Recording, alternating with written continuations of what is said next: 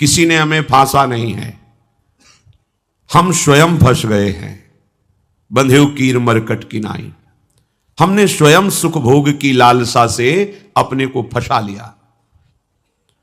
अब वास्तविक सुख क्या है, चरम सुख क्या है, हमारी आंतरिक मांग क्या है, यह हम नहीं जान पा रहे। बस सामने दृश्य को देखा और टूट पड़े, सुख भोग लेंगे, हम सुखी हो जाएंगे। ये भ्रम है। तुम किसी प्रकृति जनित रचना से कभी सुखी नहीं हो सकते, क्योंकि तुम परमात्मा अंश हो, तुम अपने अंशी की खोज कर रहे हो। भ्रम से तुम नाना प्रकार के दृश्य पदार्थों में, परिवर्तनशील नाशवान पदार्थों में अपनी मांग पूरी करना चाहते हो, नहीं हो सकती। क्यों? क्योंकि तुम चिदानंद अंश हो, तुम्हें चिदानंद सुख चाहिए। ये प्राकृतिक सुख अनेक जन्मों से भोगते चले आए, अगर कहीं इसमें हमारा विश्राम होता तो आज तक हम सुखी हो जाते। भगवत कृपा से संत समागम प्राप्त होता है, पर कैसी मलिनता बुद्धि की है कि संत समागम में जाकर के हम यही जानना चाहते हैं कि वो उपाय बताओ जिससे हमें मांगे हुए भोग प्राप्त हों। भोग भोगने वाला शरीर जो निश्चित नष्ट हो जाएगा, वो नष्ट ना होने पावे। संसार में माना हुआ सुख हमें भरपूर प्राप्त हो। भ्रम मत रखना। अगर संतों की इसमें आस्था होती तो संत काहे को ही बनते।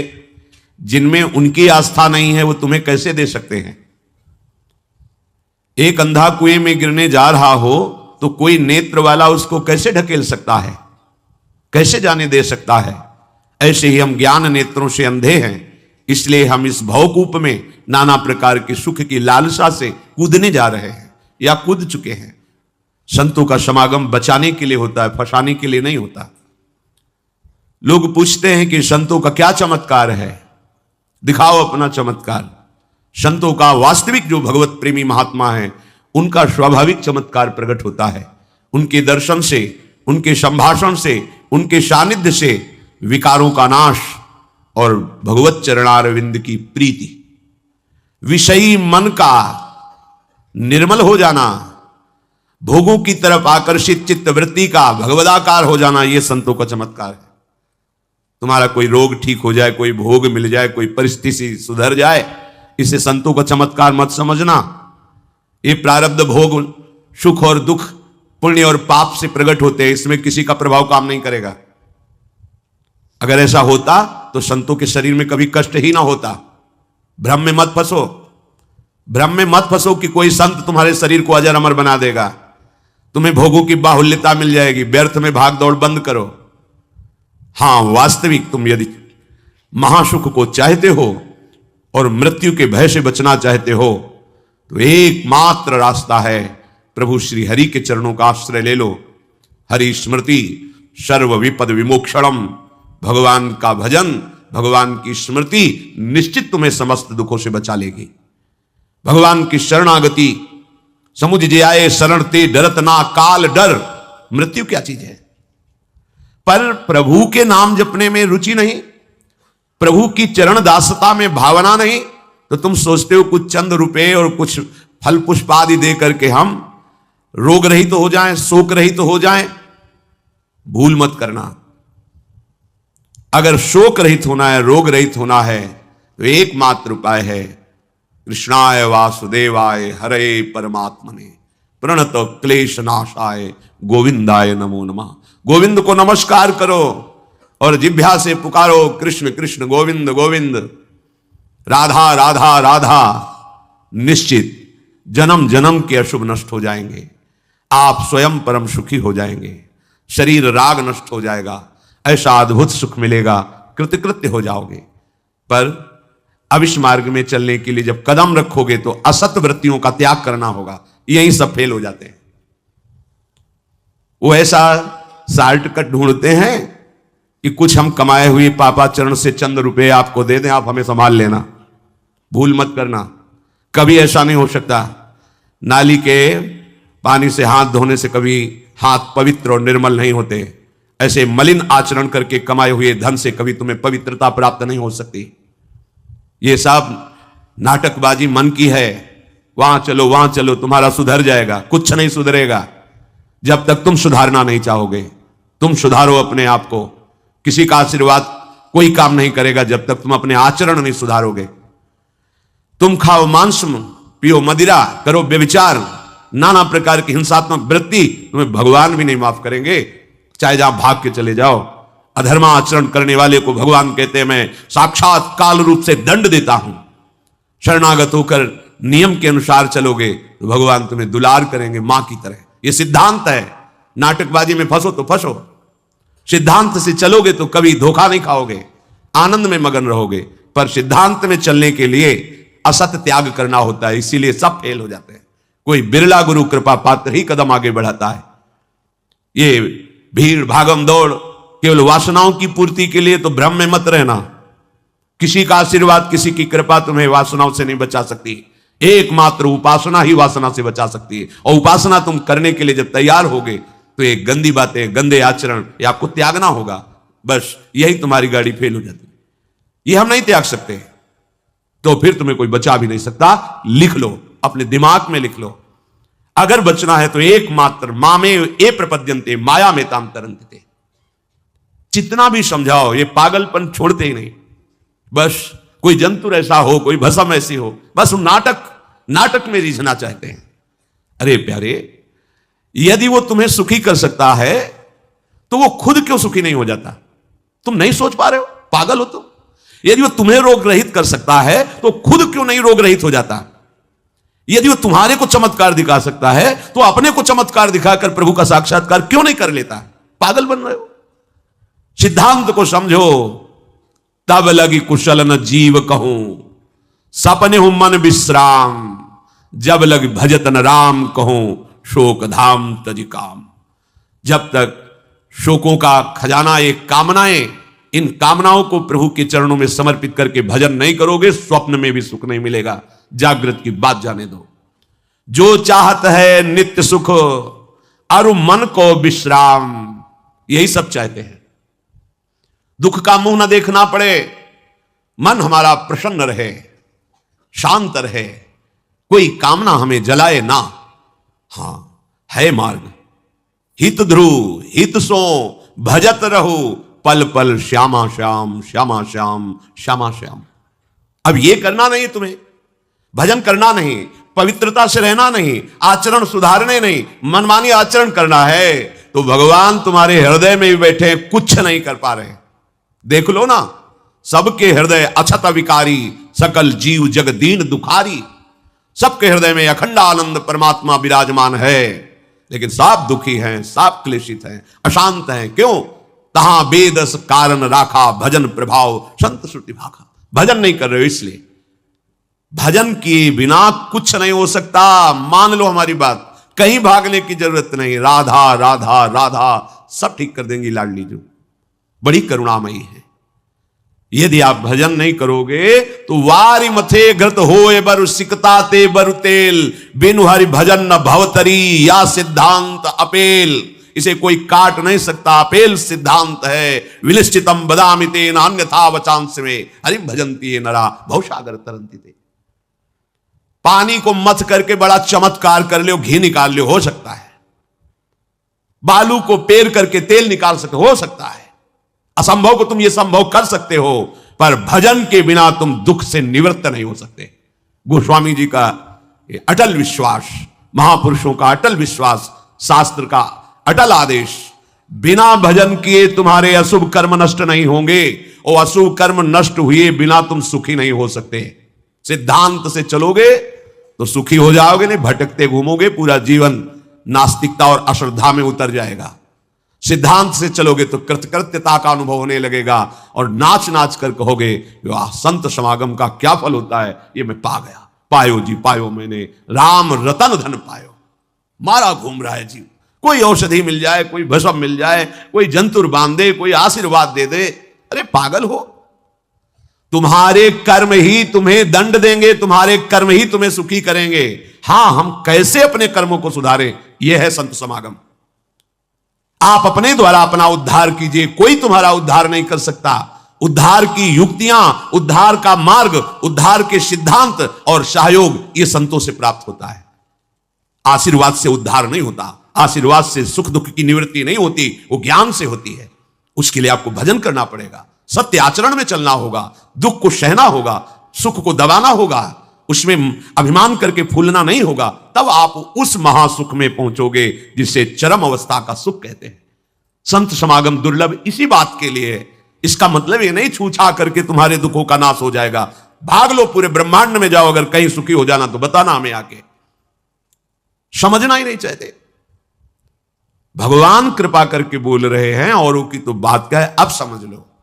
श्री भगवान कह रहे हैं, इदम तुते गृहतमं प्रवक्ष्याम्यनसूयवे ज्ञानम विज्ञान सहितम यज्ञात्वा मोक्ष से अशुभात्। हे अर्जुन, ये मैं तुम्हें बहुत गुह्य बात कह रहा हूं। क्या होता है जब हृदय की बात कुछ कहने को आती है तो बार बार कहा जाता है कि आप अन्यथा मत सोचना, सत्य सत्य सत्य कह रहा हूं, ये बात तुम केवल समझ लीजिए। मतलब वो विवश होकर अपने हृदय की बात तुम्हें दे रहे हैं, जो छुपाए रखे जीवन भर वो तुम्हें दे रहे हैं, पर अनाधिकारी होने के कारण वो बात पकड़ नहीं पाते। संतों की बात में ही तुम्हारा कल्याण छुपा हुआ है। उनकी बात मान लो, फिर आप देख लो कैसे आपकी अध्यात्म उन्नति होती है। आप जो भी करेंगे वो अहम की धरा से होगा। अहम की धरा लोक लोकांतर तक ले जा सकती, लेकिन जीवन मुक्त नहीं कर सकती। जीवन मुक्त होने के लिए अहम का विसर्जन चाहिए, वो होता है गुरु कृपा से, संतों के वचनों से। विश्वास कीजिए, बिना संत वचन गुरु वचन पर चले कोई जीवन मुक्त नहीं हो सकता। अगर जीवन मुक्त नहीं हुआ तो सब किया कराया माटी हो गया। चाहे ब्रह्म लोक जाओ चाहे स्वर्ग लोक जाओ, आना तो यही पड़ेगा लौट के। तो फिर क्या हुआ, एक विशाल स्वप्न सुखद समझ लो, जगे तो फिर वही मृत्युलोके विशंति। भगवान कह रहे मैं बहुत गुह्य बात बता रहा हूं, अत्यंत गोपनीय बात, गोपनीय जो अभी तक छुपाए रखा है हृदय में। ये जो ज्ञान सहित विज्ञानानंद घन का मैं तुम्हें वर्णन करूंगा, ये अनुसूयवे, दोष दृष्टि से जो रहित है वही समझ पाएगा। दोष दृष्टि से रहित, जब भगवान अवतार लेते हैं तो मनुष्य जैसी लीला करते हैं। यही सुख देने के लिए तो अवतरित हुए, अपनी महिमा से घटे हैं, उतरे हैं। अवतार का मतलब होता है अपनी महिमा से उतरना। भगवान की जो अनंत महिमा है उससे उतरते हैं, हम उनको देख पाए, उनसे बात कर सके, उनके साथ खेल सके। वो ऐसे उतरकर हमारे समान लीला करते हैं। उनकी लीला को देख करके अगर किसी को दोष दृष्टि होती है तो बोले इस गुह्यतमम के सुनने का अधिकारी नहीं। जब हम भगवान को भगवान ना मानकर व्यक्ति मानते हैं तो हमारी दृष्टि वैसे ही दूषित हो जाती है। वैसे केवल भगवान की ही लीला हो रही है, पर हमारी दृष्टि दूषित होने के कारण हमें व्यक्ति दिखाई देता है, स्त्री पुरुष दिखाई देते हैं, गुणात्मा महात्मा दोषात्मा ऐसा सब भेद नजर आता है। पर यहां जो भगवान कह रहे हैं कि जो मेरे पर दोष दृष्टि ना रखता हो, अरे बड़े बड़े परमहंसों का जहां प्रवेश नहीं वो भगवान का रास है।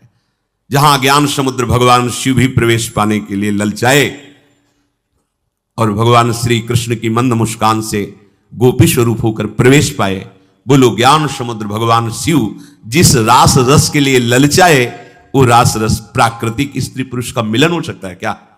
पर अनाधिकारी के तो क्या उपहास, ऐसा के तो इसलिए भगवान यह कह रहे हैं कि जो अनुसूयवे प्रवक्ष्याम अनुसूयवे, जो मेरे से दोष दृष्टि नहीं रखता। अब आप केवल मेरे ही आज्ञा का पालन करेंगे, मैं जैसा कहूंगा उससे एक कदम पीछे नहीं हटेंगे। हो भाग्य, कितनी कृपा कि मुझे समस्त प्रपंच से समेटकर एक मार्ग में लगा रहे। जहां श्रद्धा है तो वहां शब्द दूसरा भाव निकाल देगा, और जहां दोष दृष्टि वहां भाव दूसरा निकाल देगा। इसलिए श्री भगवान कह रहे मैं अत्यंत गोपनीय बात तुमसे कह रहा हूं। हे अर्जुन, अपने प्रियजनों से, प्रिय शिष्यों से बात कही जाती है। तब तक गीता जी का श्री भगवान ने उपदेश अर्जुन जी को नहीं दिया जब तक मित्र भाव रहा, नहीं दिया। सारथी पद पे बैठे हैं, आज्ञा की दोनों के बीच में रथ इधर सेना कौरवों की पांडवों के बीच में, भगवान बीच में खड़ा कर दिया। जब देखा, मोह ग्रसित हुए, निवारण में असमर्थ पाया, तो भगवान की शरण में होकर के कार्पण्य दोषो भरत स्वभावा प्रछामि त्वाम धर्म सम्मूढ़ चेता। हे प्रभु, अब मेरे में सामर्थ्य नहीं रहेगी कि मैं निर्णय कर सकूं कि मेरे लिए श्रेय क्या है, परम कल्याण क्या है, ये आप जानते हैं। प्रभु कुछ नहीं बोले, तो बोले शिष्यस्ते हम साधिमाम त्वाम प्रपन्नम, मैं आपका शिष्यत्व स्वीकार करता हूं। हे जगत गुरु श्री कृष्ण उतरे साष्टांग दंडवत हुए और कहा मैं आपका शिष्य हूं, और ऐसा शिष्य हूं जो पूरा समर्पण किए, प्रपन्नम, मन वचन कर्म से आपको समर्पित हूं। तब गीता जी का प्रादुर्भाव भगवान के श्रीमुख से हुआ। जो प्रियजन होते हैं, समर्पित जन होते हैं, उनको हृदय की बात बताई जाती है, क्योंकि वो उसमें दोष दृष्टि नहीं करेंगे। अगर प्रियता और समर्पण नहीं है तो देखो ना, कह रहे मेरे को प्रणाम करो, मेरे को ही पूजा दो, मेरी आज्ञा में रहो, मेरे मन वाले बनो। हे अर्जुन, तुम उस परमात्मा को ऐसा समझो कि सारे जगत को जैसे बर्फ में जल ही जल है ऐसे व्याप्त करके विराजमान उस परमात्मा को, उसी के आगे ये बोल रहे हैं। देखो अब हम गुह्यतम बात कर रहे हैं, उस परमात्मा को नहीं, मुझ श्री कृष्ण को। मेरे में मन लगा, मेरे को प्रणाम कर, मेरे को नमस्कार। ये महापुरुष जन रास्ता देते हैं। अब तुम्हारी कहां श्रद्धा टिकती, वो ये देखते हैं तुम्हारे लिए कोई आश्रय है, अभी तुम्हारी खोज अभी पूर्ण हुई कि अभी खोज बकाया है। खोज हो तो खोज लो, नहीं तो वहीं पकड़ के बैठ जाए कि अब बने तो रघुबर ते बने, बिगड़े तो भरपूर। अब बनेगी तो आपसे बनेगी, बिगड़ेगी तो आपसे बिगड़ेगी। अब हमारा कोई आश्रय नहीं। यह अत्यंत गोपनीय बात हरेक के सामने नहीं कही जा सकती, क्योंकि इसमें भगवान अपनी खुद बात महिमा का वर्णन कर रहे हैं। अब जैसे कोई बहुत हार थक के अब क्या करें, तो मान लो बात हमारी आंखों के सामने रहो, जो जूठन मिले खाओ, जैसा कहें वैसे करो। अगर अध्यात्म की भूमिका ना जागृत हो जाए तो कहना। गुरुजनों की बात किसी से प्रमाणित करने की आवश्यकता नहीं होती। आपको गुरुजी ने क्या कहा, क्यों आप कौन हो, हमारे बाबा गुरु हो क्या, क्यों आपको बताएं। हमारी और हमारे गुरुजी की बात हो गई, तुमको क्यों बताएं क्या गुरुजी ने कहा, तुम हमारे निर्णायक हो क्या, चलो दोबारा नहीं मिलेगा। तो बैठाल के वो आज प्रवचन में ये कह रहे थे, समझो। अब वो जो समझाएगा वो तुम समझ जाओगे, जो गुरु समझा रहे थे वो समझ में नहीं आएगा। इसीलिए भगवान करें अत्यंत गोपनीय बात है। जब तक हमारा ये मन समाधान नहीं पाता तब तक भटकना पड़ता है। कहीं एक जगह पकड़ लो, ये जो अनेक जगह भटकना है बंद करो। एक जगह पकड़ लो, एक विश्वास रख लो, एक नाम जो गुरु ने दिया, एक मंत्र दिया है, अविद्या का नाश हो जाएगा, माया परास्त हो जाएगी। पर समझ नहीं पाते। दुकानें लगी हुई हैं, 4-6 दुकान घूम लेते हैं, चलो घूम लो, पर कहीं एक दुकान तो बांध लो कि हमें सारा माल यहीं से लेना है, तो तुम्हें छूट मिलने लगेगी। एक व्यवहार, हजारों की लाइन लगी, आने दो, ये पर्सनल ग्राहक है, आने दो। ऐसे ही मेरे ईश्वर की दुकान में है सबका जीवन खाता। परिचय तो बना लो भगवान से, निहाल हो जाओगे। भटकना, हम जब ये बातें सुनते हैं ना तब लगता है कितनी हंसी की बात। जितनी देर तुम अमुक जगह जाकर के झाड़ फूक करवा कर उतनी देर राधा राधा जपो, बिल्कुल ठीक हो जाएगा, सब ठीक हो जाएगा। क्योंकि कोई भी जो हमें क्लेश देने के लिए आया है, कर्म है हमारा। जब भूत हो, प्रेत हो, चांडाल हो, रोग हो, दुख हो, विपत्ति हो, ये सब हमारा कर्म है। और उस अशुभ कर्म का नाश करने के लिए भगवान नाम जय घोष कर रहा है।